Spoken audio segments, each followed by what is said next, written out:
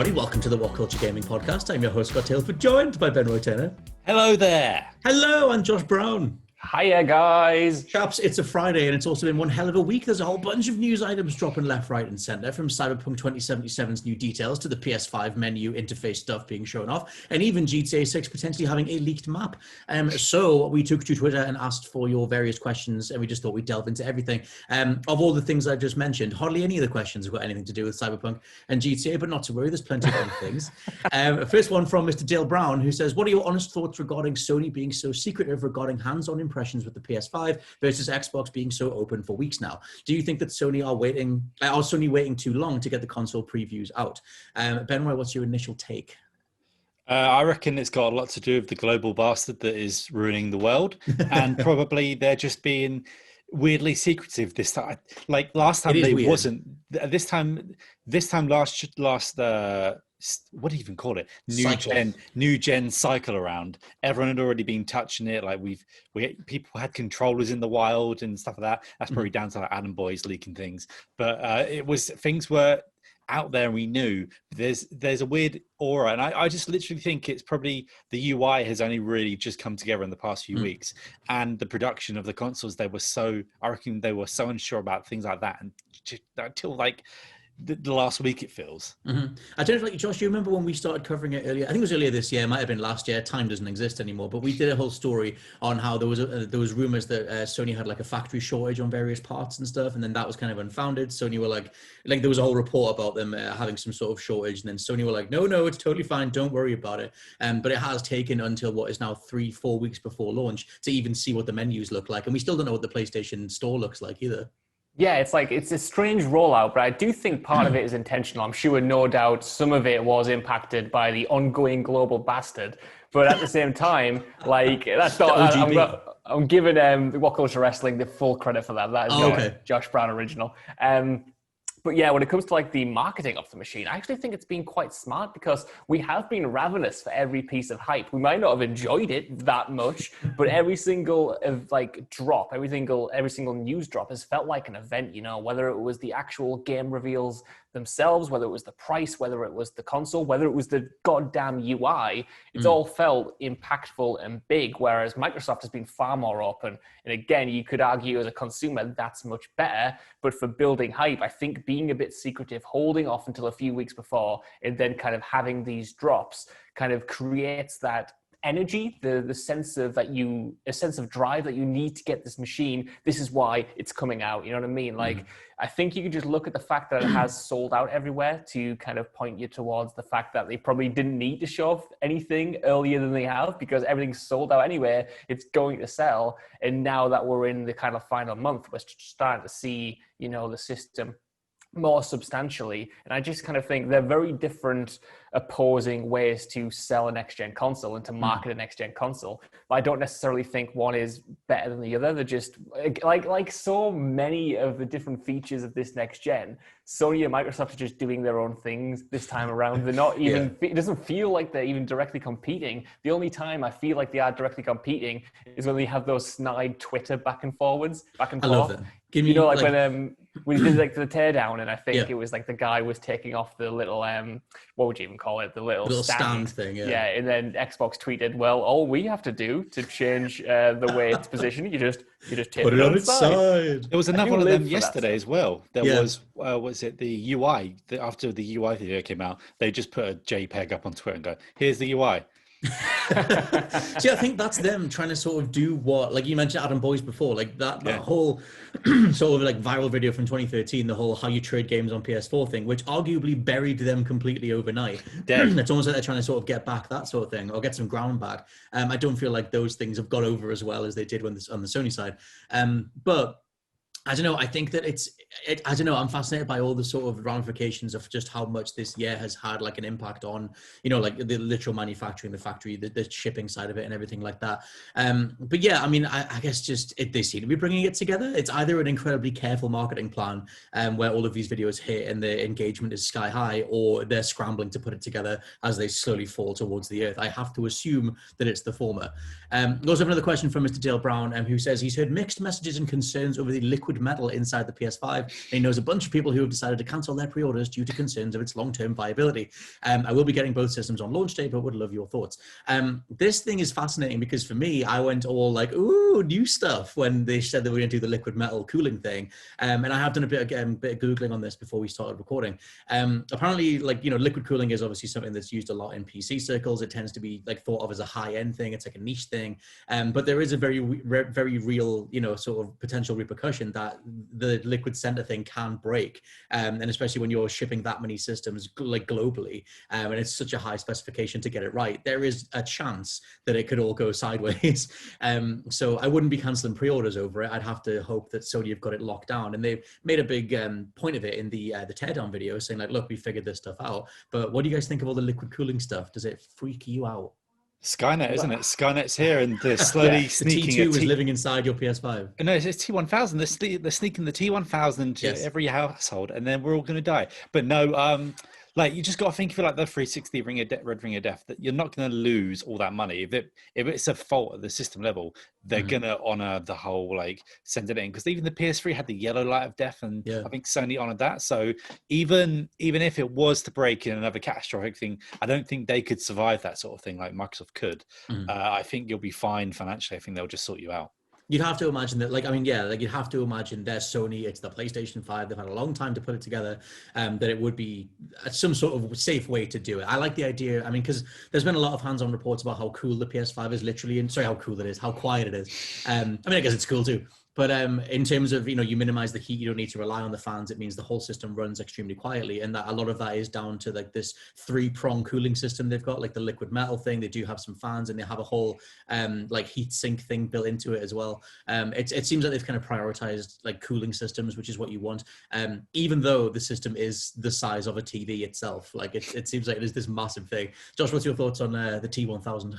Well, I'm not like going to sit here and pretend I know everything about the properties of liquid metal outside of Terminator 2, but I have also been doing like some reading and some, I was watching the Digital Foundry video about the PlayStation breakdown the other day, see what they said about it, because it is like this new thing essentially. And I know a lot of people are worried that it's going to essentially result in, you know, their PlayStations having to be returned or having to be, you know, swapped out for something else. And I do think obviously that's valid, you know, like the longevity of this part, you know, might have issues in the future, but we've always had that, and it's not an excuse, but it feels like a lot of these parts are kind of like going to have issues the longer you use them and the more use you get out of them. And like, that's not awesome, but it seems like Sony's kind of chosen this for a reason. They're obviously going to be aware of the potential drawbacks of it, and they've still gone with it because hopefully that's the best solution that they had to like this issue. And I feel like, you know, like, I'm gonna have to just kind of trust them, because it might not work, but it also might, and they've done it for a reason. And kind of like, they've been like, I think the Digital Foundry guy said, you know, like, they've been in this business so long now that I don't think they would do something that monumentally cocks up a system or absolutely ruins its lifespan, because, you know, they're not really in that business. They want to sell the machines, they want to cultivate a good community, they don't want to have to encounter a sort of Red Ring of Death style situation. And hopefully the liquid metal kind of gives us all of the perks that that part kind of like contributes to the system, hopefully without that drawback becoming a major thing. Because even if you look at now, like the thermal paste on the PlayStation 4s, like that thing like wears away like quite quickly. You have to replace it. I do not have the tech know-how to go into my PlayStation 4 Pro and do that, so I've just kind of been living with this loud ass machine for a long time, even after I've taken the dust out of it. So it's like all of these parts, they're all in some ways going to have issues eventually. It's just how much of an impact will that have? We don't know currently. I don't know. I wouldn't personally have cancelled my pre-order over finding this out. Maybe it's because I am entirely uninformed and I don't know the severity of the situation. But from what I've read up on, it feels like it could potentially be an issue, but not like something that's going to make me regret investing in the machine, especially this early on. I get that it can go either way, but I think the vast majority is going to go positively. Like, it seems like it is this incredible solution to cooling. It's been used in PC circles for a long time. I did have a bit of Google for the specific components of this, and there was something called gallium that apparently is incredibly toxic if it mixes with water. So there's always like potential doomsday scenarios for how your PS5 could kill everybody that you love about. But what was on the teardown video? Wasn't there like a little disclaimer at the bottom, like, if you open your PlayStation 5 console, beware of radiation or something? You will die. Yeah, there's a thing, it says in the disclaimer, it says that you'll get this laser radiation. There's like potential for laser radiation. So yeah, just full on, like Ben Roy said, full on Terminator, T2's coming for you, or T1000's coming for you. Next question from Ethan, who says, do you think Red Dead Redemption 2 will get the GTA 5 next gen port treatment?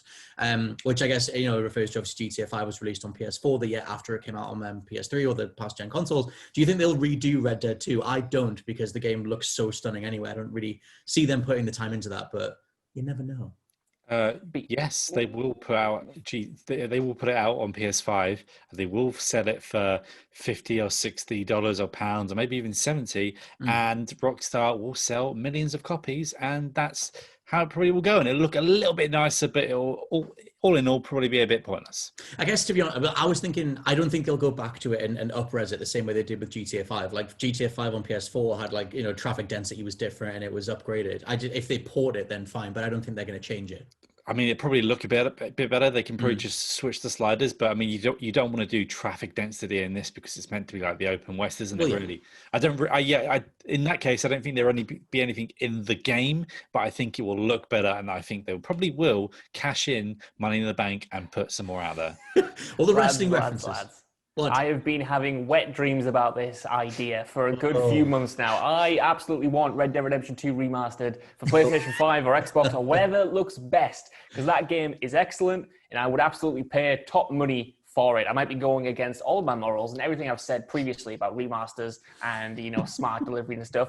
But for this one game, I would make a terrible ethical exception and just buy the crap out of it. I don't know if they will, because I think GTA was a special occasion, not just because it's GTA, but because it came out right at the very tail end of the last generation. You know what I mean? It came out just before the next gen machines. So a next gen kind of edition was, in a lot of ways, essential to have the longevity for GTA Online, especially because, that expanded what it could do and how many players were coming in and stuff.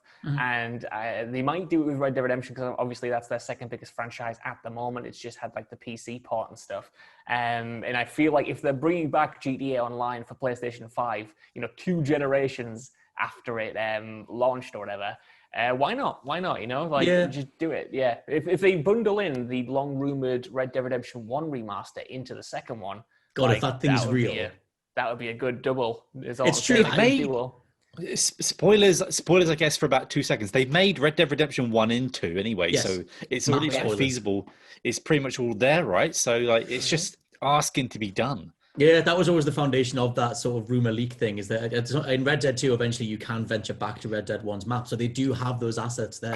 I tell you what, I'll take it if they give me another Undead Nightmare style thing, because give me some more zombies in the West. Big zombs. I guess I'm curious about it. For me, Red Dead 2 feels so complete. It feels like this labor of love that took so long to come out. And with Dan Houser leaving and things like that, I feel like you would get a port. You wouldn't get like them retouching stuff up and things like that. But you never know. Next question from Coach Marv. As developers look to maximize fan retention, do you think we'll see a rise in the number of titles that are released episodically? A higher initial purchase price, which acts as a subscription to a game that promises monthly/regular updates?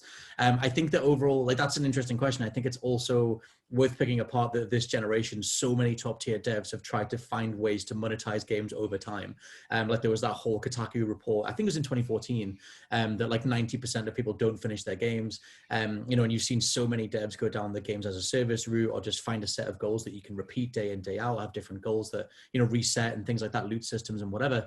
What do you guys think of that? That there another way to change monetization would be to sort of embrace the episodic side of it?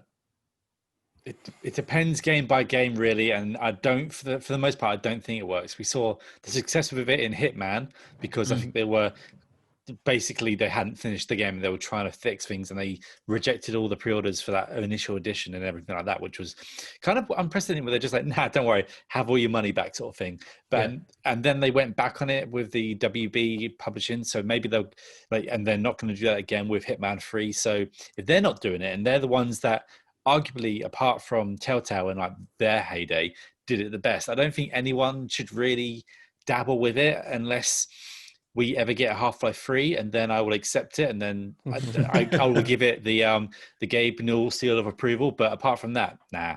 I mean, I'm curious, like something like Last of Us 2, where it's like the story comes out now, and they actually, throughout development, they delayed the multiplayer. We'll put it out separately. Same with Cyberpunk. Like, there's a way to sort of episodically do it, even if those episodes are massive separate games. If it's multiplayer, then yeah, sure, but not if it's the actual story. Like, if it was, you give me Last of Us, the first half of the game, and I've got to wait a year for the second half, I would be pulling my eyes out, like, where is it? Why am I waiting, sort of thing. But like with GTA, when the multiplayer came out, what was it, like a couple of weeks later, like, that's totally fine. Like, do what you need to do to get the job done at the end of the day, but don't.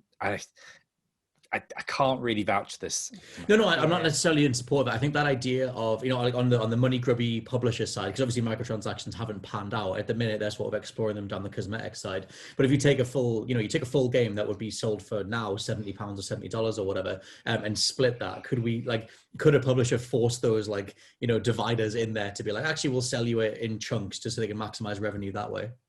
I just don't see it in that extent, especially not in the classical episodic sense. Like Ben Roy said, I feel like we've had publishers trying to do that about 5 years ago, Square Enix especially, and then kind of not getting away with it and not making as much money as they wanted. I'm sure we'll get games that are more segmented, and we have pieces of them kind of like sold off or monetized in a different way. There were all those rumors about Halo Infinite's like multiplayer being free to play and coming out either before or after the campaign. Remember Halo Infinite? Remember Halo Infinite, boys? I can't remember that. It's actually called Halo Craig Edition. Come on. Craig amazing.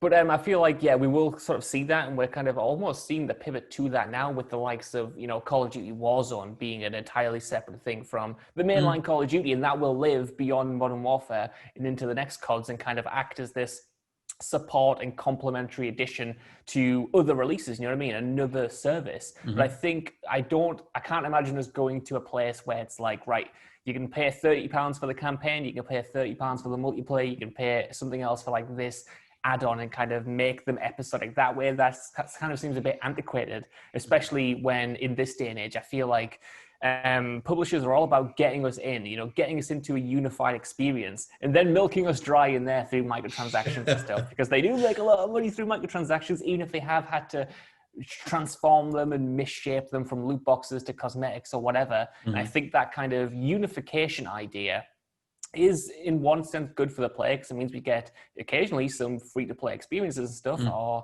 and we get entry to a certain part of a game. But also that could become a bit worrisome, where you might have to, pay $5 to unlock this mode or pay whatever to unlock something else. I can see games. I think they'll find a way. Segmented like that. They will find a way. They always find a way to monetize everything, man. Next question down from Luke Cullen, who says, is there anything at all in terms of the essence of the gaming industry, whether it's innovation from game studios or player engagement, etc., that you feel is being lost over the years as we transition from one console generation to the next? Now I think this is a really interesting question, because for me, my mind after that went to the lack of innovation in the AAA space, especially this generation. I feel like we've just seen so many big devs double down on stuff that we know works, bankable mechanics that you can repeat over and over again, hence the Ubisoft formula, or things like that. And even something like Cyberpunk, for me, one of my biggest bugbears is that it just looks like a bunch of mechanics we've already done 100 times, but done better than ever, or at least polished more than ever. So for me, it would be the lack of innovation in the AAA space, in the top tier space, which if you compare to the 2000s, every other big game had brand new mechanics, brand new ways to play it, brand new ways to interact with, game mechanics and spaces and environments and things like that. What comes to mind for you guys, or would you just disagree with it, that it's like we're not losing anything, it's all forward momentum? Oh, it's a really good question, but also a really difficult one, isn't it? Because I do think in terms of exactly what you said, not to just parrot it, like the idea that we're just using a familiar set of game mechanics and a familiar set of formulas over and over again, and we're looking for the games that do that the best. I feel like that has come to a head over this past generation, especially where, you know, the laser focus on these games, which cost so much money and take so much time, they're focus tested to death. They all have the same set of crafting mechanics and semi-open world sort of like the Sony formula. Yeah, in like, they've made some really great games. Some of the best PlayStation exclusives, some of the best third-party games have been under that formula.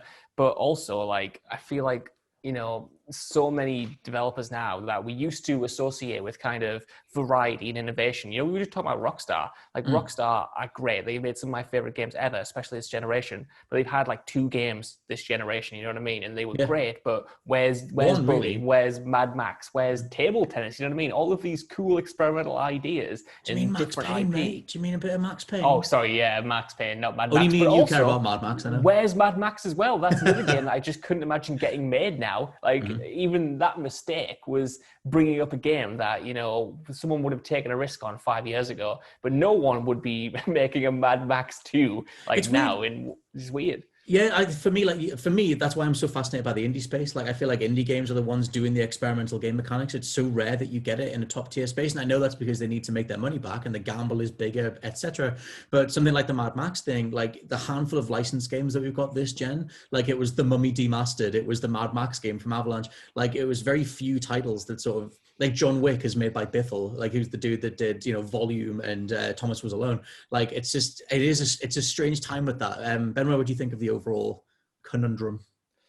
I have nothing unique to add to it, so I'm going to go with the whole. I'm going to piggyback on Josh, who's piggybacked on you, and say the whole sort of thing of the. Yeah, it seems all or nothing now, right? It seems either you take the Ubisoft Game On formula, or you take the Sony sort of like Jim Ryan formula over here, or you throw it on Game Pass, and that's really it. I don't feel like you get anything. Like, I've been watching a couple of retrospectives recently on like Dead Space and things like that, and you just don't get a surprise banger of that sort of budget. That was EA as well. Like, yeah, that was EA doing like when they had their little renaissance, like from 2008 and whenever Dead Space 2 came out, which is bloody effing amazing.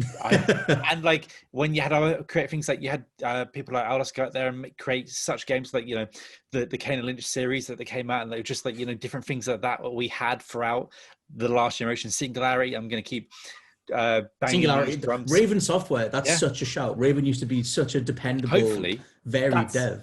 Hopefully they come back out of Call of Duty hell. They've come out of the map making hell, and they're making the campaign. Hopefully they can climb out of that.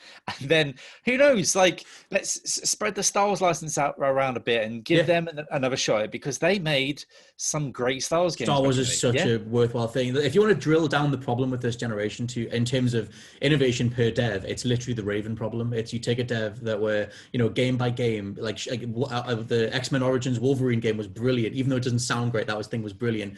Singularity was brilliant, and then they just got completely hoovered up to churn out Call of Duty content forevermore.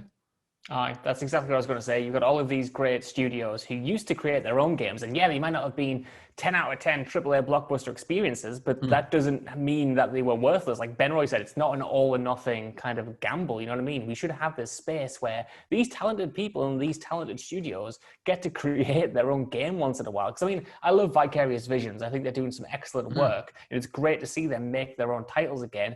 But even they're like making remasters and continuations of other franchises that are bankable, you know what I mean? And they're the exception. And it sucks to see them get swept up into the big franchise machine. You know, Dead Space, like you mentioned there, Ben Roy, like Visceral Games were awesome. And they got pushed off Dead Space, and then they were making Battlefield Hardline. And it's like, how has this been allowed to happen? This is exactly what's kind of being wrong with the entire like past. And then they were canned anyway. Half, I guess. And then they were killed anyway. They were set up like, could you make sure this sells X amount of units? Like, it's impossible. They just totally sort of like got corporate sort of like backstabbed into like destruction. Like, I mean, maybe do what is it Sonny Bend that made Days Gone?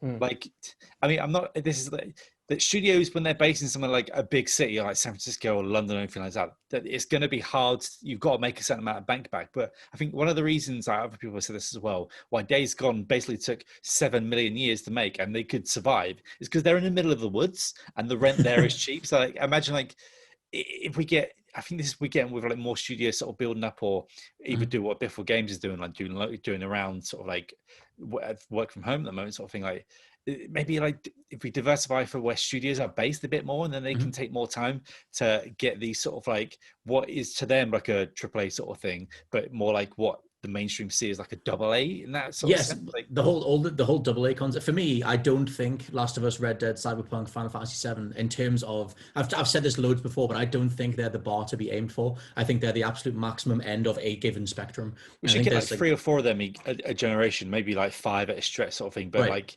Which we do kind of, but I mean that when Sean Layden left Sony and he was like, I would love to see a reduction in overall production costs, budget costs, to be able to let devs like Naughty Dog, Rockstar, whoever, make more games overall. For me, that's what I would be all for. And if the sacrifice is, 4K detailed backgrounds or whatever, then just make that change. Like the important thing is the game mechanics, not the visuals.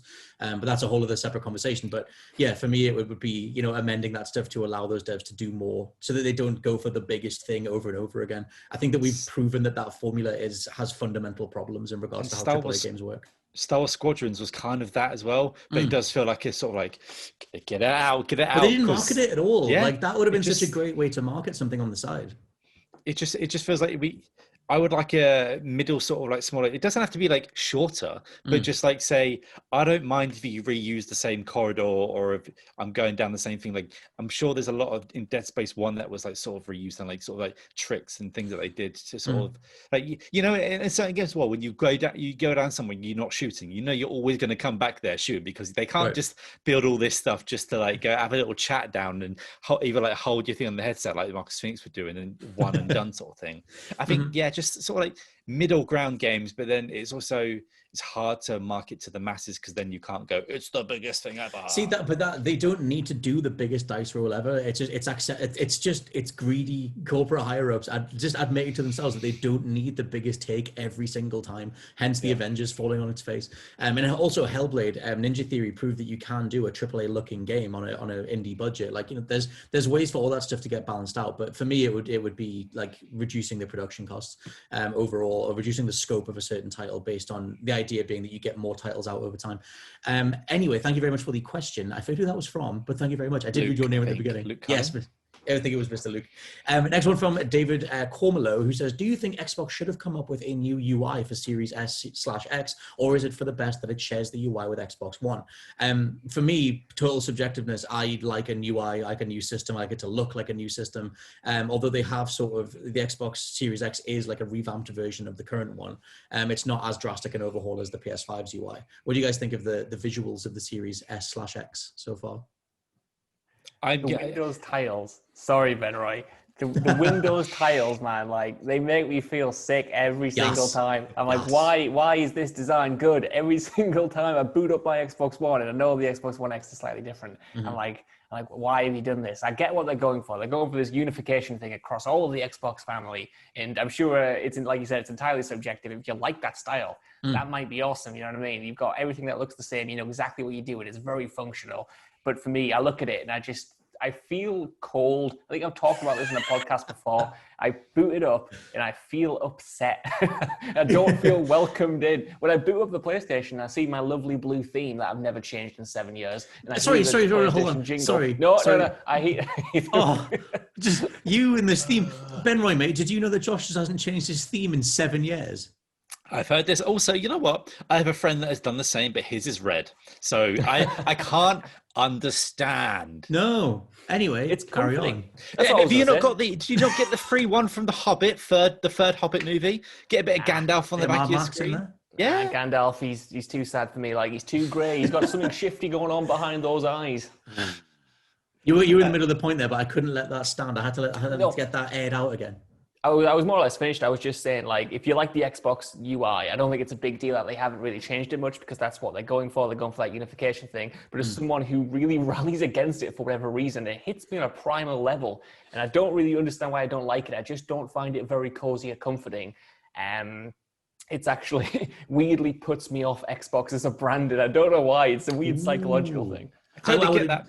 I totally get that. Just someone who just going to be like, ugh. But I don't hate, but I just don't like using Windows PCs. Like I don't like whenever I use them. I think it comes from like working on them for so much over the years, and they're always dry and then I go and use a lovely Mac, and it just looks like pretty and nice, and I can just do what I want. But I can't play games on it, and I can't do other things. Yeah, I know you can't do certain things, like you can't change certain things on an iPhone. I don't care. It's fine, and I like how it is. But with an Xbox, they put that thing through a blender so many times that like at one point you started up an Xbox, I'm sure at one point in our lives, and the first thing the icon was on was an ad, for example, like in the Dom Prime days. But like where it is with like PlayStation, like I think it's just reached the pinnacle of like, I just don't need anything.